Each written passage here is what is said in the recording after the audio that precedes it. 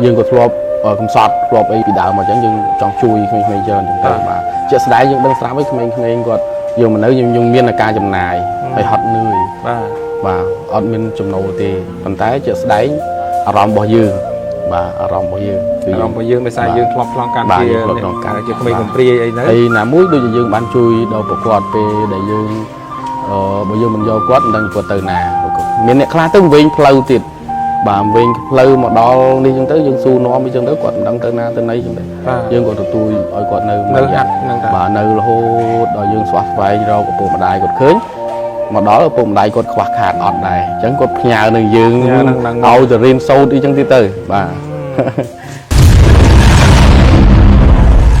bẹ lý camกุนขมายอุปธรรมพนักมกดอยผลิตภัณฑ์บำบัดสุขภาพวีหกช่วยដោះស្រាយបញ្ហាសន្លាក់សរសៃនិងអាស៊ីតយ៉ាងមានប្រសិទ្ធភាពវីហឺបជួយដោះស្រាយបញ្ហាលើសសម្ពាធឈាមលើសជាតិស្ករការពារជំងឺទឹកនោមផ្អែមនិងបញ្ហាតម្រង់នោមសហការផលិតដោយអាពេចមេឌៀអ្នកឯកទេសថតរូបនិងថតវីដេអូអាពេចមេឌៀច្នៃប្រឌិតគ្មានដែនកំណត់សូមគោរពជំរាបសួរដល់ពុកម៉ែបងប្អូនអ្នកគ្រប់គ្រងនៅក្នុងវិស័យគុនខ្មែរហើយជាពិសេសគ្រប់គ្រងនៅក្លឹបលោកគ្រូផាត់សូដាក្លឹបគុនខ្មែរ Superfy បាទដែលមានទីតាំងស្ថិតនៅម្ដុំក្បែរភ្នំប្រសិទ្ធហើយទីតាំងច្បាស់លាស់ថាភូមិអីឃុំអីតតែជួបជាមួយនឹងលោកគ្រូផាត់សូដាសិនជំរាបសួរលោកគ្រូបាទពិតជាមានកិត្តិយសមែនទែនដែលបានមកដល់ក្លឹបហើយបានឃើញជាក់ស្ដែងនៅកន្លែងលោកគ្រូប្រហាត់កូនសិស្សហើយជាពិសេសគឺចាប់អារម្មណ៍មែនទែនគឺក្មេងៗច្រើនមែនទែននៅក្នុងក្លឹបលោកគ្រូបាទហើយក៏ចង់ដឹងថាតើការងារប្រចាំថ្ងៃរបស់លោកគ្រូនៅទីនេះបង្ហាត់នឹងរបៀបម៉េចមានប្រមាណអីហ្នឹងចង់ដឹងបន្តិចហើយសូមឲ្យលោកគ្រូណែនាំខ្លួនបន្តិចមកបាទខ្ញុំបាទឈ្មោះផាត់សូដាជាគ្រូបង្វឹកនៅក្លឹបគុនខ្មែរ Superfy ដែលស្ថិតនៅភូមិខ្នល់បន្ទាយសង្កាត់ពុនសាំងខណ្ឌព្រែកភ្នៅរាជធានីភ្នំពេញនៅជិតភ្នំប្រសិទ្ធបាទហើយសប្តាហ៍ថ្ងៃនេះសិស្សមានច្រើនពិសេសគឺកីឡាករថ្នាលដែលខ្ញុំបដោគឺច្រើនជាង20នាក់ជាង20នាក់ជាងទាំងធំទាំងអីសរុបទៅចូលជិត50បាទអាយុតិចបំផុតប្រហែលបានគ្រូតិចបំផុតដូចជាមាន9ឆ្នាំឡើងទៅបាទគីឡូគឺមាន19 20ឡើងទៅគីឡូបាទហើយល្បីជាងគេបងប្អូនដែលល្បីជាងគេក្មេងៗតូចៗដែលល្បីហ្នឹងគឺគីងកុងរិទ្ធីគីងកុងរិទ្ធីបូរិនរិទ្ធីលីហួហើយបញ្ញាអ្នកលេងអាយយាយបញ្ញាមានច្រើនពេលច្រើនពេលខ្លះទៅបងប្អូនអ្នកដែលគាត់តាមដានទៅគាត់ចាប់អារម្មណ៍ឈ្មោះបាទអញ្ចឹងល្បីតែអ្នកដែលចាប់អារម្មណ៍ឈ្មោះទេបាទតែអ្នកផ្សេងអ្នកខ្លះវាយជិត20ដង10ដងជាងក៏សងថាមិនដែរចាញ់ហ្នឹងបាទប៉ុន្តែអត់ចាប់អារម្មណ៍បាទអត់ចាប់អារម្មណ៍ដោយសារពេលខ្លះឈ្មោះអត់ត្រូវបាទឈ្មោះអត់ត្រូវដូចគីងកុងអញ្ចឹងការពិតឈ្មោះគាត់លីហងទេបាទតែដោយសារខ្ញុំឃើញកមើលមកគាត់ខ្ញុំជាអ្នកដាក់ឈ្មោះឲ្យគីងកុងខ្ញុំគិតថាបើសិនជាគាត់វាយល្អគាត់ណាស់នឹងល្បីលឿនដោយសារឈ្មោះបាទដោយសារឈ្មោះហើយនឹងសមត្ថភាពរបស់គាត់ទៀតធ្វើឲ្យគេចាប់អារម្មណ៍បាទកាលណាដែលពេលខ្លះយើងឈ្មោះអត់ព្រោះហើយវាយល្អប៉ុណ្ណាក៏ដោយពេលខ្លះគេអត់សូវចាប់អារម្មណ៍ទេបាទដោយសារឈ្មោះសាមញ្ញអញ្ចឹងទៅដូចថាគីងកុងគេឮថាអូគីងកុងល្អអ្នកខ្លះហ្នឹងជួយមិនដាក់ឈ្មោះគីងកុងហ្នឹងវាយដល់ពេលវាយទៅល្អដល់ពេលល្អទៅគេចាប់អារម្មណ៍អញ្ចឹងងាយនឹងល្បីលឿនបាទហើយក្រៅពីហ្នឹងក៏មានអ្នកដែលបកកែដូចគីងកុងដែរបាទដូចបូរិនអញ្ចឹងក៏ពិតគាត់មានថាសនាមគាត់អ្នកលេងអាវយួនអញ្ចឹងចំណុចនេះក៏ធ្វើឲ្យគាត់មានគេឈ្មោះល្អល្បីហើយដូចបញ្ញាអញ្ចឹងក៏ឈ្មោះរបៀបថាសាមញ្ញដែរប៉ុន្តែជាក់ស្ដែងគាត់សាសនាមគាត់អ្នកលេងអាវយាយអ្នកលេងអាវយួនពីហ្នឹងអញ្ចឹងគេចាប់អារម្មណ៍បាទមុននឹងនាំបងប្អូនឲ្យដឹងអំពីក្មេងៗដែលមានសមត្ថភាពដែលកំពុងតែញ៉ាំងឲ្យក្លឹបគុនខ្មែរ Superfy នេះមានការគ្រប់គ្រងច្រើនគេស្គាល់តាមរយៈគ្រូផាត់សូដាគេស្គាល់តាមរយៈគីងកុងគេស្គាល់រយៈតាមបូរិនអីផ្សេងៗហ្នឹងគឺចង់ឲ្យបងប្អូនដឹងអំពីប្រវត្តិរបស់លោកគ្រូផាត់សូដាបន្តិចថាតើលោកចូលក្នុងអាជីពនេះតាំងពីពេលណាហើយដូចថាមុននឹងคล้ายខ្លួនជាគ្រូប្រហាត់ដល់សប្តាហ៍ថ្ងៃហ្នឹងធ្លាប់ឆ្លងកាត់ការប្រកួតអីប្រហែលដងដែរគ្រូខ្ញុំចូលហាត់នោះគឺនៅឆ្នាំ2011បាទកាលនោះខ្ញុំហាត់នៅស្តាតចាស់ជាមួយលោកគ្រូអេវថងលោកគ្រូងូនិត bà cả nông nơi club áp sara côn khmer cái xuồng cạ sĩ cam á bà cả nông ở dương mấy cả nông club cái xuồng cạ sĩ cam áp sara côn khmer là toàn xài gì bà to máu có kim xài tới cô nhung chuột hạt cho mười của e chuột club e thong cái lá hành sạt trà đài bà hay to máu nhung vay phải chi cho là bà hay chật sập đòn đây hay score của nhung club váy không trung của nhung club váy bà mày bà nhung rong club váy clubประกวดnày bà hay nhungประกวดcho nămประกวดtrong gói cho năm pi pon đồng pel của nhung chụp chẳng từ hỏi pi pon đồng bảy nhung chụp đàm khai khuôn vật bà ចាប់ដើមមិនnênថាពេលហ្នឹងគឺហេតុអីបានឈប់ពេលមើលទៅអាយុមិនច្រើនដែរទេមិនឈប់ការនោះកាពិតទៅយើងមានគ្រូសាហើយដូចខ្ញុំអត់មានឪពុកម្ដាយប្រពន្ធខ្ញុំអត់មានឪពុកម្ដាយដែរបាទដល់ពេលអញ្ចឹងទៅអត់មានអ្នកមើលជួយមើលអញ្ចឹងណាបាទអញ្ចឹងទៅយកមានពេលហាត់អញ្ចឹងគ្រូគាត់អត់ឲ្យយើងវាយទេយើងខ្លាចវាយទៅមានបញ្ហាពេលខ្លះខ្ញុំសុំគាត់វាយដែរបាទសុំគាត់វាយអញ្ចឹងទៅវាយបានកាលនោះវាយអត់ម្ដងអត់បានសូវបានហាត់អញ្ចឹងណាដល់ពេលអញ្ចឹងទៅវាយទៅអត់សល់លុយទៅសារអីយើងមកវិញដាក់ស្រោមដាក់អីឈឺបាក់អញ្ចឹងទៅលោកគ្រូអេគាត់អត់ឲ្យវាយគាត់ថាបើមិនបានហាត់គាត់អត់ឲ្យវាយទេបាទខ្លាចមានបញ្ហាគ្រូថ្នាក់អញ្ចឹងណាបាទហើយខ្ញុំក៏សម្រេចចិត្តប្រហាត់ដោយសារកាលនោះមានគេជ្រើគ្រូយើងក៏ដាក់ពាក្យទៅដោយសារយើងប្រហាត់សិស្សយើងមានពេលវេលានៅមើលគ្រូសាបាទហើយក៏យើងទម្រាំនឹងគ្រូសារួមកូនធំអញ្ចឹងទៅក៏យើងវាណាយការគួរទៅក៏យើងជាប់នឹងការវឹកហាត់ក្មេងៗយកសើមានពេលហាត់ខ្លួនឯងផងបាទអញ្ចឹងទៅក៏ឈប់គួតពេលហ្នឹងទៅបាទងាកមកលោកនិយាយមិញថាលោកក៏ជាអ្នកដែលកំព្រាឪពុកម្ដាយលោកអាចរំលឹកពីអតីតកាលបន្តិចបានទេការពិតទៅខ្ញុំម្ដាយខ្ញុំមកដឹងមុខគាត់មិនផងបាទហើយឪពុកខ្ញុំស្លាប់នៅឆ្នាំ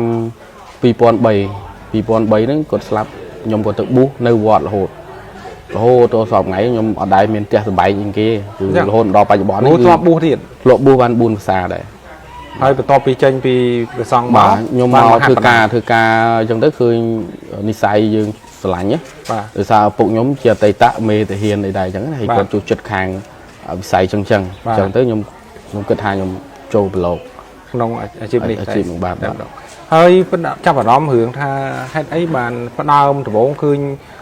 ដូចថាកន្លែងក្លឹបផ្សេងគឺមានតែកីឡាករធំតទៅមកក្លឹបខាងលោកគ្រូប្រហាត់ជាអ្នកកំពុងសិតតែក្មេងៗហ្នឹងយើងរើសយកតែក្មេងឬក៏មិនមែនទេជាក់ស្ដែងខ្ញុំចង់បានកីឡាករដែលធំដែរតែជាក់ស្ដែងពេលខ្លះក្មេងៗគាត់មកហាត់ហ្នឹងពេលខ្លះអ្នកខ្លះកូនកំព្រាអ្នកខ្លះទៅគេឃើញវីដេអូឃើញអីទៅគេតាក់តងមកគេថាមានក្មួយអត់មានឪពុកម្ដាយអត់មានអីចឹងទៅគេឃើញយើងនៅកន្លែងខ្ញុំហ្នឹងមានការឲ្យយើងមើលថែដល់ឲ្យរៀនសូត្រអីចឹងណាបាទអញ្ចឹងទៅក៏គេសុំច្រើនដល់ពេលយើងនឹកឃើញថាយើងក៏ធ្លាប់កំសត់ធ្លាប់អីពីដើមមកអញ្ចឹងយើងចង់ជួយក្មេងៗច្រើនអញ្ចឹងទៅបាទជាក់ស្ដែងយើងដឹងស្រាប់ហើយក្មេងៗគាត់យើងមិននៅយើងមានការចំណាយហើយហត់នឿយបាទអត់មានចំណូលទេប៉ុន្តែជាក់ស្ដែងអារម្មណ៍របស់យើងបាទអារម្មណ៍របស់យើងដោយសារយើងធ្លាប់ឆ្លងកាត់ជាក្មេងកំព្រាអីហ្នឹងហើយណាមួយដូចយើងបានជួយដល់ពួកគាត់ពេលដែលយើងបើយើងមិនយកគាត់មិនដឹងគាត់ទៅណាមានអ្នកខ្លះទៅវិញផ្លូវទៀតបាទវិញផ្លូវមកដល់នេះចឹងទៅយើងស៊ូនាំអីចឹងទៅគាត់មិនដឹងទៅណាទៅណីចឹងទៅយើងក៏ទទួលឲ្យគាត់នៅហាត់ហ្នឹងទៅបាទនៅរហូតដល់យើងស្វះស្វែងរកឪពុកម្ដាយគាត់ឃើញមកដល់ឪពុកម្ដាយគាត់ខ្វះខាតអត់ដែរអញ្ចឹងគាត់ផ្ញើនឹងយើងឲ្យទៅរៀនសូត្រអីចឹងទៀតទៅបាទរឿងរ៉ាវជាច្រើនដែលរស់នៅជាមួយក្មេងៗខ្ញុំជឿថាលោកគ្រូជួបច្រើនណាស់ច្រើនបាទបើបត់ប្រសោតតាំងពីទទួលក្មេងដំបូងមកដល់ពេលនេះហ្នឹងហើយជាប្រហែលឆ្នាំគ្រូក្មេងរួមទៅដែលក្មេងដែលខ្ញុំនេះមុនគេគឺបូរិនបាទបូរិនហ្នឹងគឺគាត់ហាត់តាំងពីឆ្នាំ2019បាទ2019យូរហើយមុនគេចង់និយាយថាក្នុងក្លឹបហ្នឹងគាត់ជាសិស្សច្បងគេគាត់ថាបានតាំងពីទូចតាំងពីគីឡូ21 22បាទបូរិនរហូតតាំងពីយូរហ្មងយូរថាសិស្សច្បងគេទូចជាងគេតែសិស្សច្បងគេបាទឥឡូវនេះកំពុងតែមានប្រជាប្រិយភាពមួយរូបដែរសម្រាប់កីឡាករក្មេងៗហើយជាមួយគ្នាភ្ជាប់ជាមួយនឹងគីងកុងបន្តិចលោកអាចរំលឹកអំពីប្រវត្តិ ពីដំបូងតិចនេះហើយđấyបានរកបាននៅតាណាឲ្យបានមកហាត់មើលគ្រូ ជាស្ដែងគាត់មានបងប្អូន2នាក់បាទលីហ៊ូហ្នឹងអតីតគាត់ធ្លាប់ហាត់នៅផ្ទះនៅអីគាត់អញ្ចឹងណាវាយតាមវត្តតាមអីដែលចំណងចំណូលគាត់ឲ្យគាត់ចង់អញ្ចឹងណាបាទប៉ុន្តែជាស្ដែងដោយសារគាត់ឃើញការផុសការអីអញ្ចឹងទៅពីបងប្អូនអេដមីនអញ្ចឹងណាបាទគាត់ដល់ពេលគាត់ស្រឡាញ់នៅក្លឹបខ្ញុំទៅគាត់សុំឪពុកគាត់មកបាទសុំឪពុកគាត់មកអញ្ចឹងទៅក៏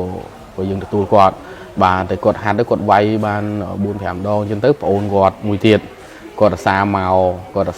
អញ្ចឹងទៅប៉ុន្តែគាត់អត់ដែលអត់ហ៊ានប៉ះសំបីតែកងឬក៏មកលេងអត់ចលើមទេពេលតែចូលហាត់មិនចលើមបាទអត់ហ៊ានមកមឹសទុយមួយអញ្ចឹងទៅតិចគីននោះតិចគីននេះតិចគីននេះអញ្ចឹងទៅ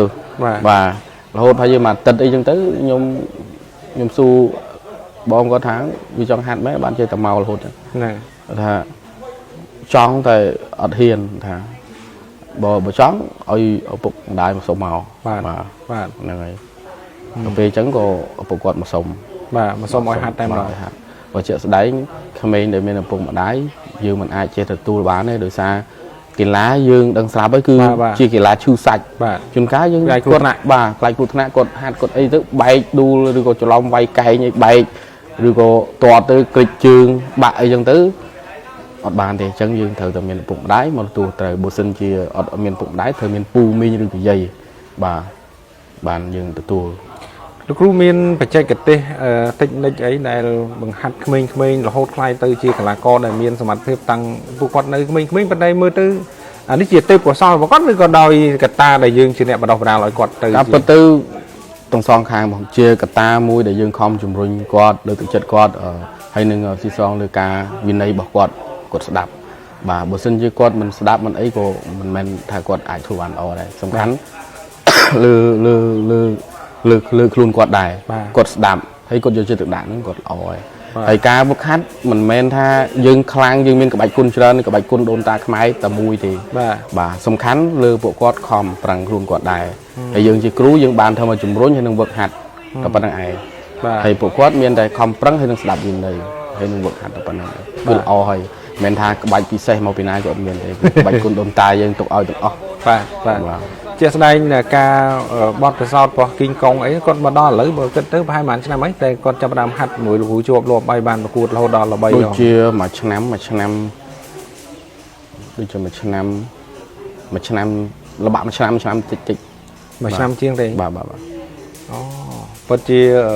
មានន័យថាទទួលបានការគ្រប់គ្រងច្រើនពីមហាជនមានអ្នកស្គាល់ច្រើនគាត់បើពីនិយាយពី unique របស់គាត់មិនដូចមើលជាគាត់ជាក្មេងបែបរបៀបម៉េចហើយការពិតទៅក្មេងគាត់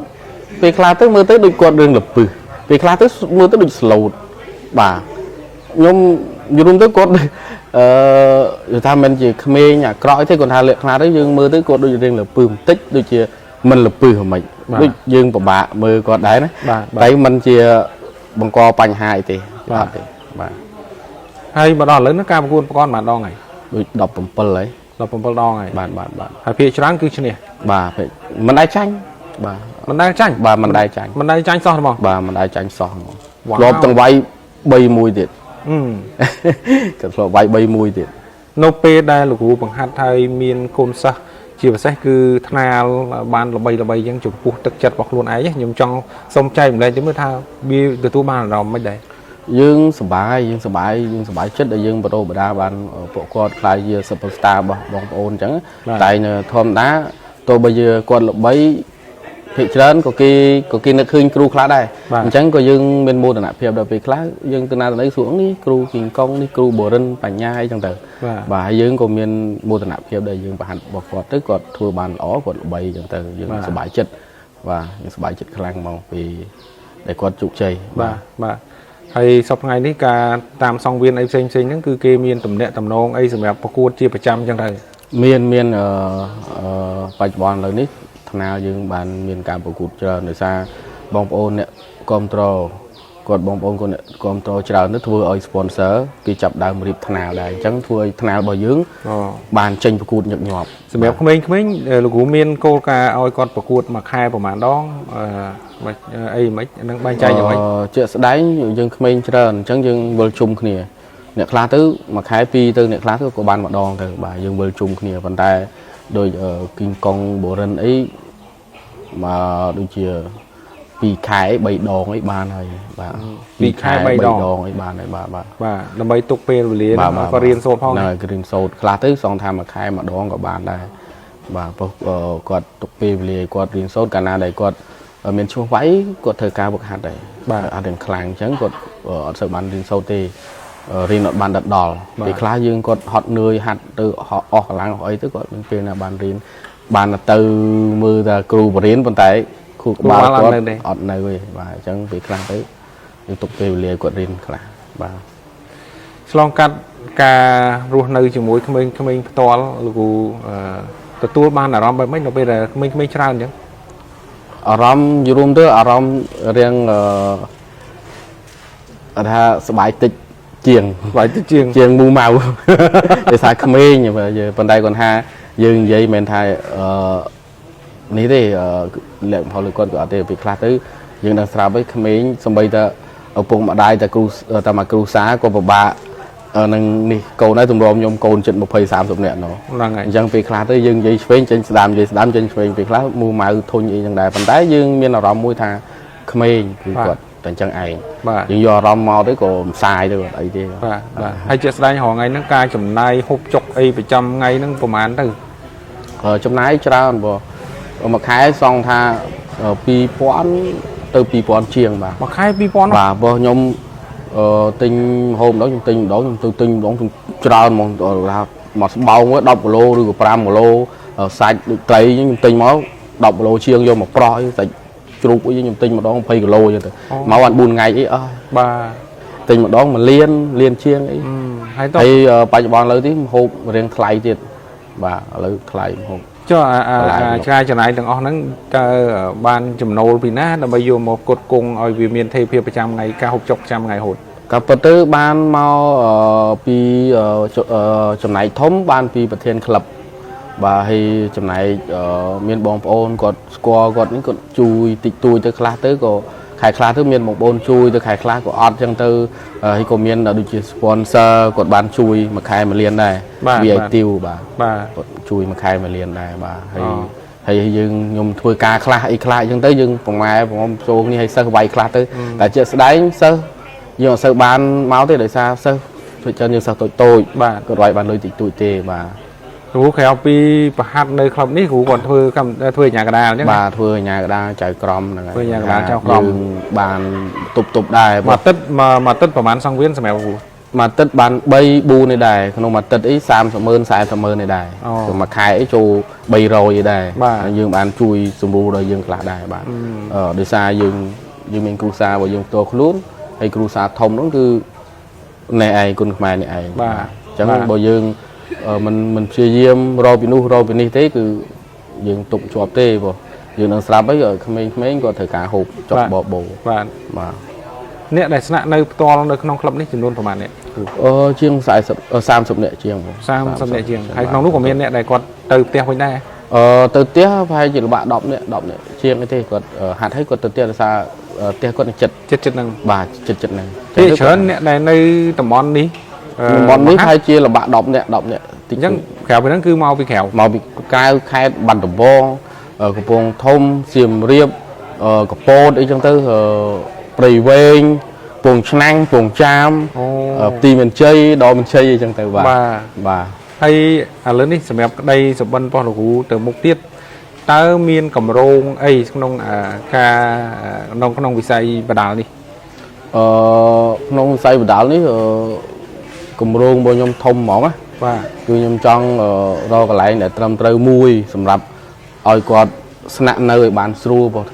ដូចបងដឹងស្រាប់ហើយព្រោះនេះយើងនៅមានកម្រិតអញ្ចឹងការស្នាក់នៅធ្វើម៉េចវានៅមានកម្រិតអញ្ចឹងអនាគតរបស់ខ្ញុំគឺខ្ញុំចង់មានកន្លែងដីខ្លួនឯងមានក្លឹបខ្លួនឯងដើម្បីយើងឲ្យគាត់ធ្វើកន្លែងគាត់នៅឲ្យសុខស្រួលឲ្យរួមទៅកុំឲ្យកិច្ចការអញ្ចឹងណាបាទព្រោះជាក់ស្ដែងយើងបច្ចុប្បន្នឥឡូវនេះយើងជួលកន្លែងគេអញ្ចឹងគឺយើងមានតែធ្វើអញ្ចឹងនៅធ្វើម៉េចឲ្យតបាននៅស្រួលបួលអញ្ចឹងណាបាទតែជាក់ស្ដែងអនាគតខ្ញុំគឺខ្ញុំចង់ bắt đầu thằng nào đứng nơi từ bắt đầu chắc thì trong ở miền cái lạnh thì này thầm thơ miền ở cái lạnh ở mình sẵn nơi bàn sưu bù bà tập ban nắng từ cục con này bà cặp tới nhóm cặp tới nhóm tâm nhóm liệt nã tha miền quân khmer cứ nhóm đi rung miền là sao quân khmer miền cái mua ở đó miền cá hộp chọc cục con còn để sang quân khmer đây bà trắng cứ nhóm nơi chuột mình quân khmer là hột là hột bà anh cốt tới cô mình cho bị quân mình trao nơi là hột bà nơi là hột nhóm đâu đa mình mà chúng non tới mà chúng non hột cứ ở lẹ bong bà ô nhung không hay năng chun po lục u từ tu ban chụp chơi nó không là chip này tiền hay chấm mơ tha buồn đọc năm rưỡi năm bảy năm tầm một có tao miền kinh công miền bồ rân miền ấyประมาณ nia tiếp này là bay cái này bà chưa đấy sơ nhung class đọc buôn đón tranh tầm mà đón của miền nè class đọc đón ở đại tranh của miền nè class pơm bảy đón ở đại tranh miền tối bà phần đấy chưa đấy là bởi đời sáng mua quát ở thư chui cà vay bọc quạt chẳng thời bông phôn class quát ở ban chập ở ròm chẳng mình ha pi class kỳ lá của ở sai từ lư mua đài cái nào đây mua class vay ó thì chập ở ròm phèm cho đôi chìa cơm sầu ăn kim chia sẻ vào cú tăng bị đam ơi mò đấy đi coi cho mình bà tăng bị đam cá bất tử cơm sầu ăn kim ấy ở tây tạo mónคือquật mình bông phôn hạt đôi một mùi nữa nó bàn tay miên là quật mình nè thế mà hạt nơi dùng mùi nhom chẳng bàn tay quật chụp chơi nhưng bông quật để sai quật chui ở bụng mà đại quật bàn trơn quật bay bàn sai của bàn tiền cảm thi thông quật chui từ khang ở bụng đại quật trơn để xa nhom đằng vào quật bay trong một mán thì nhom không mấy cứ nhom đằng của cả trai việt đẹp đá ở bàn này của nhom sơ nhom đó cứ nhom tụm rỡ ở miền ca tục đặt lùi sưu bô rồi có trẻ xóm lối rồi gặp nhà thật tệ rồi rồi bác sĩ đã lên ở đây mà hay sự bán kiếm con mà đấy chuột chơi chẳng bong bong và con bà con chuột chơi khang đời xa con miền sầm Paul hay con miền có bàn chui từ đó bụng đại con sầm mặt phiếp cô lúc cũ anh bằng hai động lực bệnh chẹm đi thà bằng hai mình tính mới sầm bán kiếm con chia cả là co bị mấy tăng bị co con đổ bông hayสมัติเพียบก้อนนะเราขนมประเภทกระโหลกด้วยเชียห้าบุญขนมกาบุญเลยยังก้อนยังไม่คลาสเลยขนาดไปใส่ปะก้อนเรียกหนับใส่ปะก้อนคือไว้ให้มันชื่อไว้ให้มันชื่ออยู่บ่าให้ก้อนหัดทอมด่าให้ก้อนอภิธาเจดาเลี้ยงผักซีใจรวมเด็กดักตีบ่าให้จำนวนครั้งปะก้อนสอบไงนี่คือก้อนฮัดให้นั่งก้อนเจคลาสประกูดออกจากคล้ายที่การบริหารตรงนั้นคือกดเพจนกดจำมันคนกูคนไทยเวกเขายืนนั่งจูบจมูกนั่งคนเซอร์กูปีเนี่ยที่คือสวรรค์คิมมือที่คือกิงกงโดยเฉพาะสำหรับการใจในจมูกนั่งกูผัดโซดายืนซุ่มทุกการบรรจบตรงแต่ปัญหาให้ออกคนสำหรับการพนวันเมียนของการใจแรกก็โดยเฉพาะเป็นเจ้าปีการเงียบลูกน้องวิสัยคนขมายว่าจุนโปลูกการแต่ตัวบานโจกจีประเทศน้องอาชีพนี้บ้านส่วนออกคนดอลพวกไม้บางคนแต่คอมโตรน้องกำที่ไปยืงให้ออกคนดอลกรมพลวิวัฒน์เพลิดแต่บ้านคอมโตรดำนาเอากำที่ยืงดำนาก้าเราคนดอลงานนี้ดำใบจบเวอร์เปสกรรมน้องตามมาด่าคลับจูบจมวยนั่งกลาก็จูบจมวยลูกครูวักดำใบอ้อยบ้านกี่ฮาวทาคอมโตรจูรวมสอบไซน์น้องวิสัยคนขมายอาการไตรีจำราญจมูกนี่จังยืงเอาหอยเนียนไอ้นิเตจูเนียนในเวะบรรทบเตี้ยจมวยนั่งคนเซอร์ลูกปีเนี่ยป่ะจังซุ่มกรุบคนซุ่มกรุบเรียบเปลิกัมกุนขมายอุปธรรมพนักมกดอยผลิตภัณฑ์บำบัดสุขภาพวีหกช่วยដោះស្រាយបញ្ហាសន្លាក់សរសៃនិងអាស៊ីតយ៉ាងមានប្រសិទ្ធភាព วีเฮิร์បជួយដោះស្រាយបញ្ហាលើសសម្ពាធឈាមលើសជាតិស្ករការពារជំងឺទឹកនោមផ្អែមនិងបញ្ហាតម្រង់នោមសហការផលិតដោយអាពេចមេឌៀអ្នកឯកទេសថតរូបនិងថតវីដេអូអាពេចមេឌៀច្នៃប្រឌិតគ្មានដែនកំណត់